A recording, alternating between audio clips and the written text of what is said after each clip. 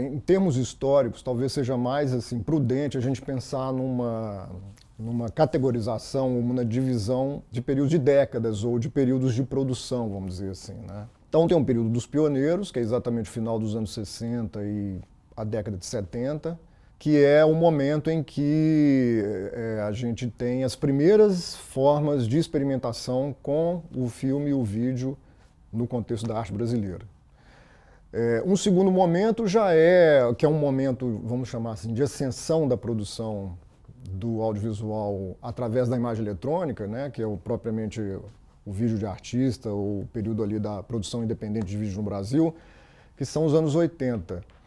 Isso tem uma relevância muito grande aqui em termos de uma categorização, porque é efetivamente um momento onde há vamos chamar assim, de um boom, né, de uma efervescência dessa produção de vídeo de caráter experimental e no contexto do que chamava na época de produção independente, né, fora do contexto da televisão. E posteriormente, se a gente fosse pensar assim, numa divisão histórica, aí você tem o contexto já do final dos anos 90, da década de 90, e o início dos anos 2000, que é o período onde há um processo de ebulição dessa produção em caráter global, em função do processo de digitalização da imagem, e isso tem um fator do dispositivo da tecnologia que implica numa mudança de caráter na produção, né? Então você tem muita gente produzindo vídeo, muita gente utilizando esses suportes como forma de criação, e é o período exatamente onde se percebe uma tendência no contexto da arte contemporânea no mundo de uso do cinema como forma de expressão artística, né?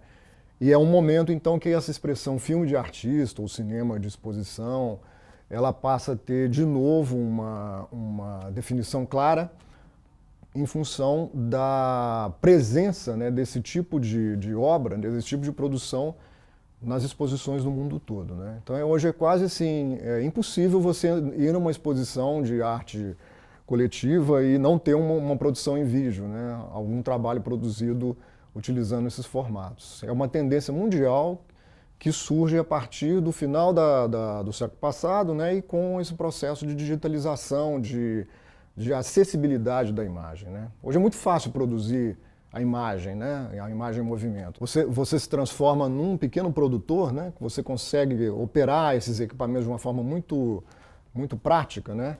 No seu cotidiano. Isso faz com que as pessoas se voltem muito para o interesse para essa questão da presença da imagem em movimento na vida cotidiana, né? E os artistas não ficaram alheios a isso, né? Pelo contrário. Talvez seja a produção de filmes de artista nessas últimas 2 décadas os melhores exemplos do que é possível se produzir em termos experimentais com o cinema, né? Quando, naquela época, os artistas começaram a trabalhar com esses 2 formatos, né, o Super 8 e o vídeo naqueles formatos primitivos do porta-pack, do VHS, etc., ali havia mais uma intenção de apropriação do meio do que propriamente uma pesquisa de linguagem pensando o que seria o específico da produção artística em termos de linguagem, né, para aqueles formatos.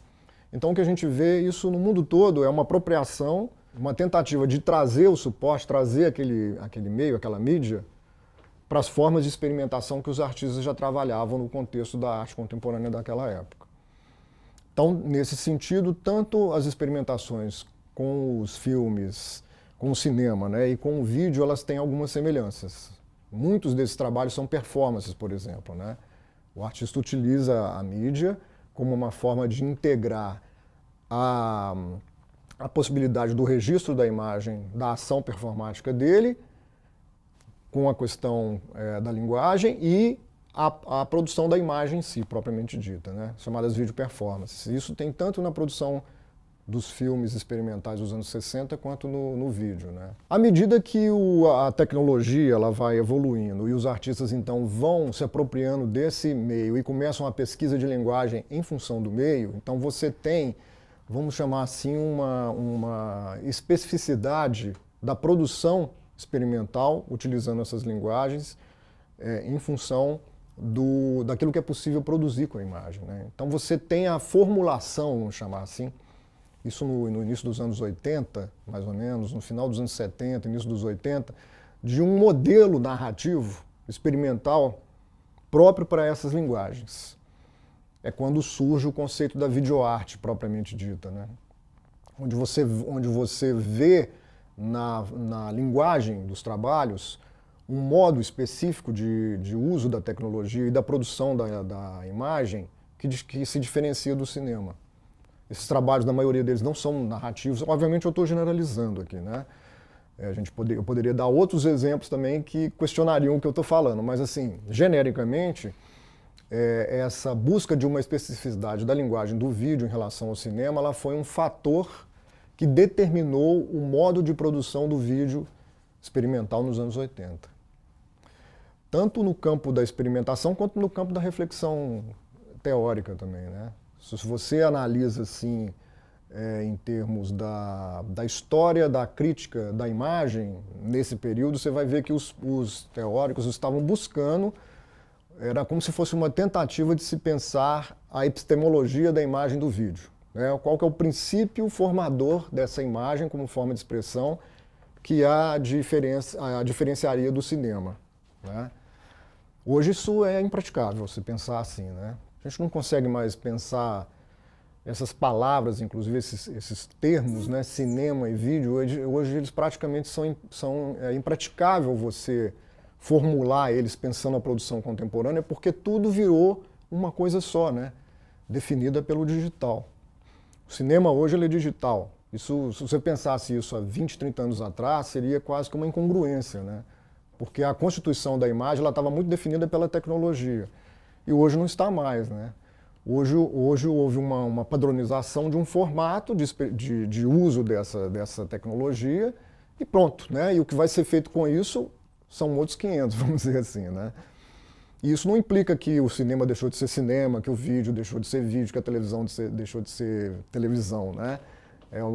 Hoje a questão ela passa por uma outra análise, né? Que talvez seja uma análise a respeito das formas como essa tecnologia é utilizada e não sobre o princípio formador disso a partir da tecnologia, né? É como se houvesse uma conformação sobre um único modelo tecnológico para a partir dessa conformação, né? Então você ter as várias possibilidades de uso dessa tecnologia em função da linguagem, em função da forma como você utiliza ela, né? Hoje essa questão sobre a preservação dessas obras produzidas em novas mídias, vamos chamar assim, né, é um dos grandes desafios que as instituições estão enfrentando, né? Porque em função do desenvolvimento da tecnologia muito acelerado, essas obras elas vão ficando obsoletas muito rapidamente, obsoletas em termos técnicos, né? Então, uma preocupação que existe é como você manter a integridade da obra, sendo que ela foi produzida num formato que hoje, muitas vezes, ele não existe mais. O exemplo, talvez assim, mais fácil é o Super 8, né? Que era uma bitola feita num formato produzido pela indústria nos anos 60, 70, e que hoje não existe mais. Assim, existe, mas é muito difícil de ser acessado, de você poder gerar cópias a partir dessas matrizes, e no Super 8, pelo fato dele ser um positivo, o filme é o próprio positivo, isso transformou em algo ainda mais complexo, né? Não existe um internegativo como existe no cinema industrial. Então, dos desafios por parte desses departamentos de conservação é exatamente criar metodologias de trabalho que pense na conservação, na integridade da obra, mas que ao mesmo tempo a torne passível de ser exibida. Qual que é o sentido de uma obra ficar fechada num acervo, numa sala refrigerada, etc. e tal? Tem um sentido de conservação, mas essas obras precisam ser vistas, né? Elas são patrimônios, né? Patrimônios da humanidade.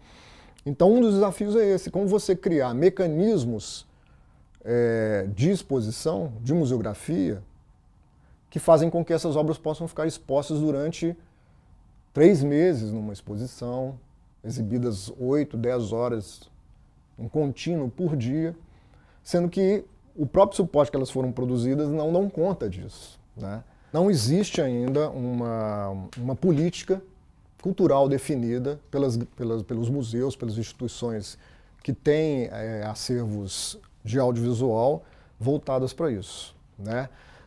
Isso é uma questão fundamental para ser discutida, né? Porque se a gente está trabalhando com uma mídia, com uma linguagem ou com uma produção que ela é baseada numa tecnologia que se sabe desde já, desde sempre, que ela vai ficar obsoleta muito rapidamente, né? É muito grave você não ter uma política voltada para isso em termos de conservação, né?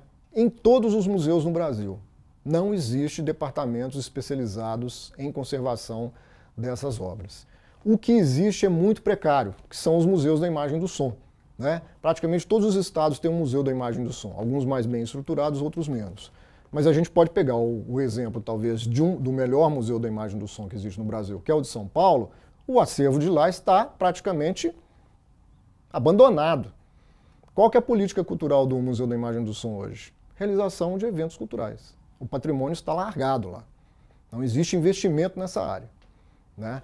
Então, eu estou dando um exemplo aqui específico, mas ele pode ser analisado de forma como um todo, né?